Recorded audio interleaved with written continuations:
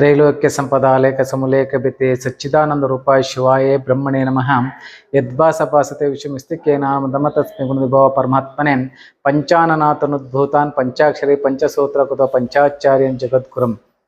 ಇವತ್ತು ನಮ್ಮ ದೇಶದ ಮೂಲೆ ಮೂಲೆಯಲ್ಲೂ ಕೂಡ ಇವತ್ತು ವಿಶೇಷವಾಗಿ ಹನುಮ ಜಯಂತಿಯನ್ನು ಇವತ್ತು ಆಚರಣೆ ಮಾಡಲಾಗ್ತಾ ಇದೆ.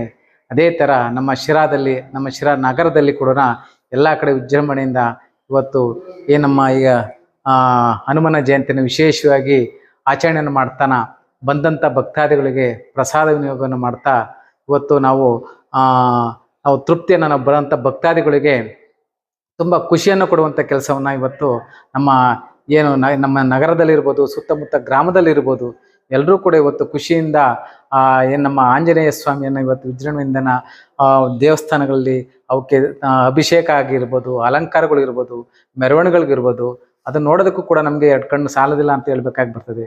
ಹಾಗಾಗಿ ಇವತ್ತು ಆಂಜನೇಯನ ಒಂದು ವಿಶೇಷವಾದ ಆಶೀರ್ವಾದ ಎಲ್ಲ ನಮ್ಮ ದೇಶದ ಎಲ್ಲ ಜನತೆಗಳ ಮೇಲೆ ಸದಾ ಇರಲಿ ಅಂತ ಕೂಡ ನಾನು ಈ ಸಂದರ್ಭದಲ್ಲಿ ಆಂಜನೇಯನನ್ನ ಬೇಡ್ಕೊಂತ ನನ್ನ ಎರಡು ಮಾತುಗಳನ್ನು ಹೇಳೋದಕ್ಕೆ ಇಷ್ಟಪಡ್ತಿದ್ದೀನಿ.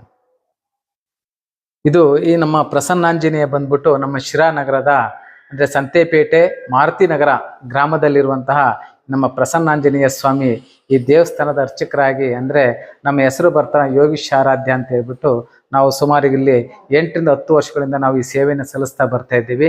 ಹಾಗಾಗಿ ಈ ಸ್ವಾಮಿ ಆಶೀರ್ವಾದ ನಮಗೂ ಕೂಡ ತುಂಬ ಒಳ್ಳೆಯದನ್ನು ಮಾಡಿದೆ. ಹಾಗೆ ಇಲ್ಲಿ ಬರುವಂಥ ಎಲ್ಲ ಭಕ್ತಾದಿಗಳು ಕೂಡ ಆ ಸ್ವಾಮಿ ಆಶೀರ್ವಾದ ಸದಾ ಇರಲಿ ಅಂತ ಕೂಡ ಮತ್ತೊಮ್ಮೆ ನಾನು ಈ ಮುಖಾಂತರ ಆ ಸ್ವಾಮಿನ ನಾನು ಕೇಳ್ಕೊತಾ ಇದ್ದೀನಿ.